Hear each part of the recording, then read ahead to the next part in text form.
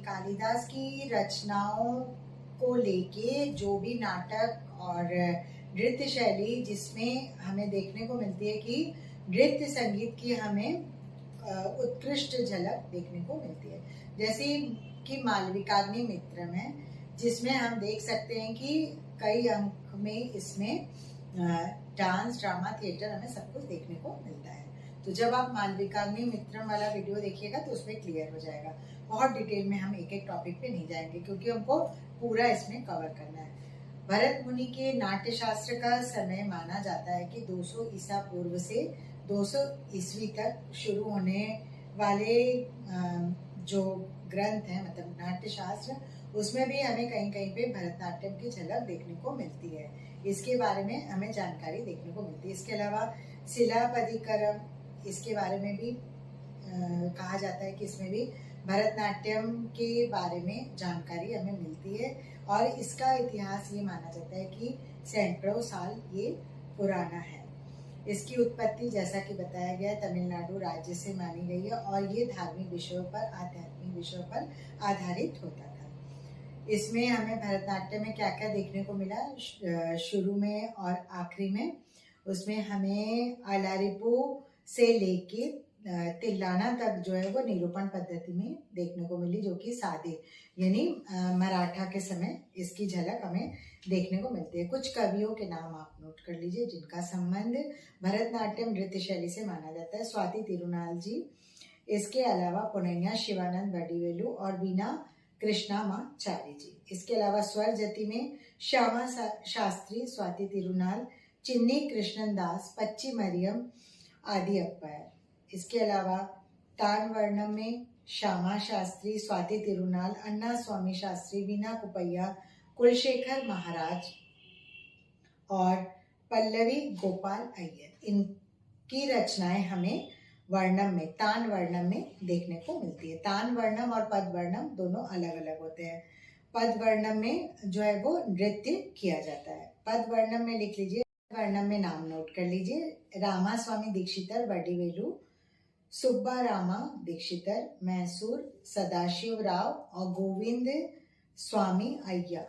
कथक नृत्य शैली में कवियों के नाम नोट कर लीजिए, तुलसीदास जी, मीराबाई और इसके अलावा कुंभन दास, सूरदास, कृष्णदास, परमानंद दास, गोविंद स्वामी, चित्त स्वामी, नंद दास, इन लोगों के नाम नोट करिए। ये इनका योगदान कथक नृत्य शैलियों में देखने को मिलता है, मतलब जिसमें इनकी रचनाएं कथक में परफॉर्मेंस दी जाती है।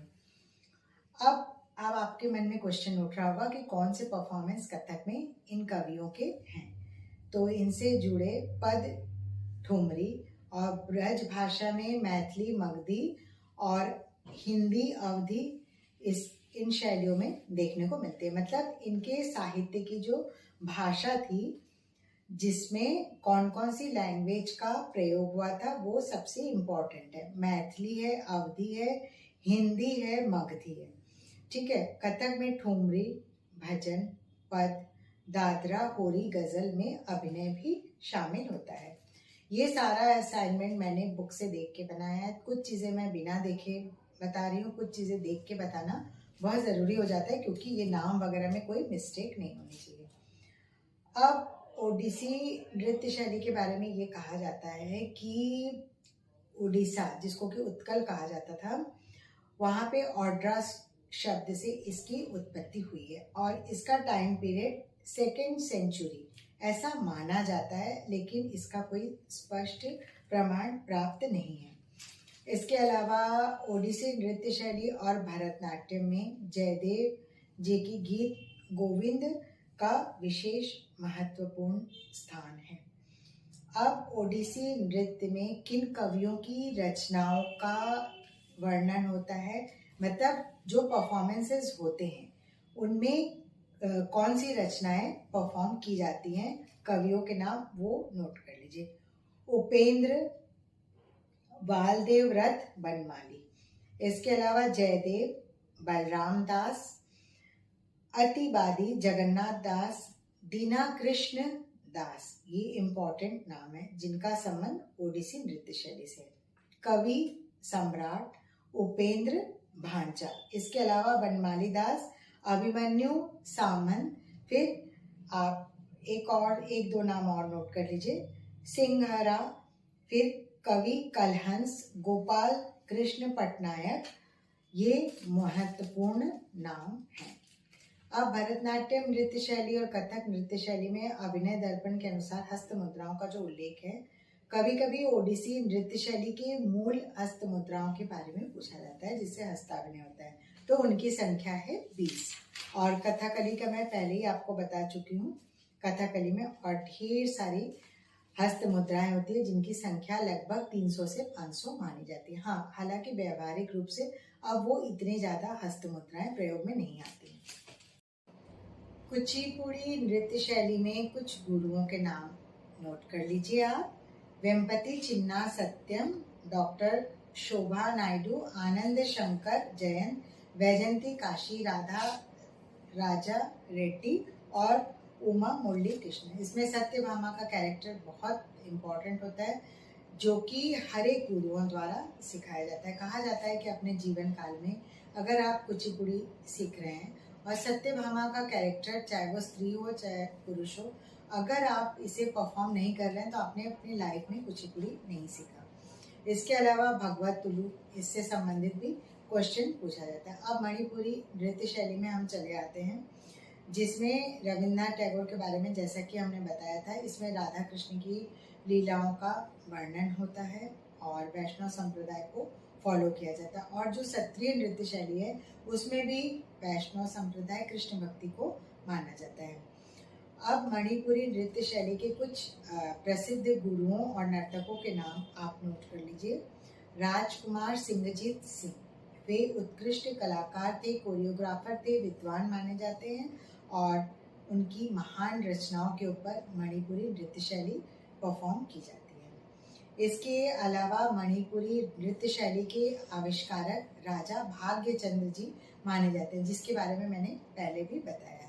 और जब हम लोगों ने वर्कशॉप किया था तो उस समय हमें पता चला कि गुरु विपिन सिंह और अमोबी सिंह, इनकी पुस्तक काफ़ी जो है वो फेमस है, जिसके बारे में मणिपुरी नृत्य शैली की हमें विस्तृत जानकारी मिलती है। अमोबी सिंह को गुरु अमोबी सिंह भी कहा जाता है, क्योंकि वहाँ की भाषा में प्रोनाउंसिएशन और यहाँ की भाषा में प्रोनाउंसिएशन में थोड़ा सा फर्क है। इसके अलावा वहाँ पे रासलीला के अलावा मंडल रासक, ताई रासक और डंडा रासक नामक नृत्य शैली में भी परफॉर्म किया जाता है।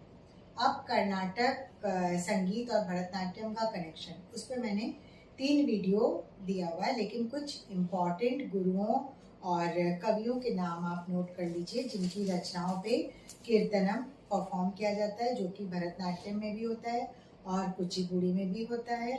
साउथ के जितने भी डांस है जिसपे आपको कर्नाटक नृत्य शैली और सोपानम संगीत, जिसका की प्रयोग मोहिनीअट्टम में होता है, तो उसमें इन लोगों की रचनाएं हमें देखने को मिलती है, जिनमें हमने आपको बताया था पुरंदर दास जी का नाम मैंने बताया था। उसके अलावा भद्रचल रामदास और नारायण तीर्थ, गिरिराज कवि, रामलिंगा स्वामी, इनके नाम नोट कर लीजिए। इसके अलावा सारंग पाणी, गोपाल कृष्ण भारती, नीलकंठ शिव। पदम में आप लिख लीजिए क्षेत्रज, जिनके बारे में मैंने काफ़ी बार बताया कि उनकी बहुत फेमस रचनाएं हैं जिन पे पदम परफॉर्म किया जाता है।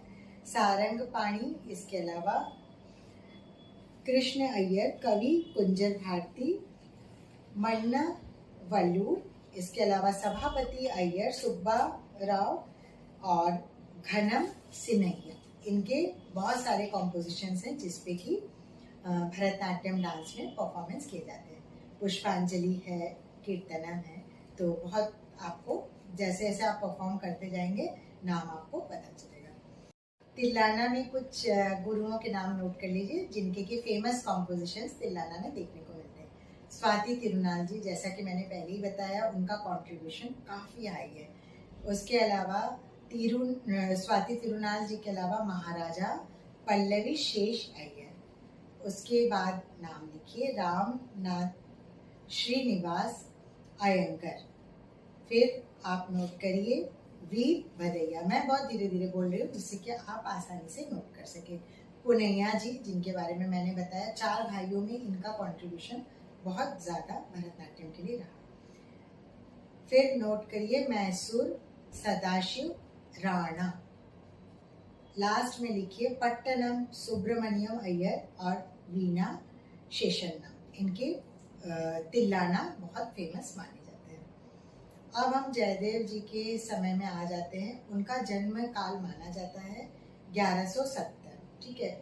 और पहले के जमाने में अगर किसी की जन्म तिथि पूछी जाती है तो वो हिंदू जो कैलेंडर होता है हम लोगों का, उसके हिसाब से माना जाता था, इंग्लिश वाला नहीं माना जाता है। तो उनका वर्ष बहुत इंपॉर्टेंट होता है। तो वर्ष ज्यादातर पूछा जाता है या तो हिंदू तिथि।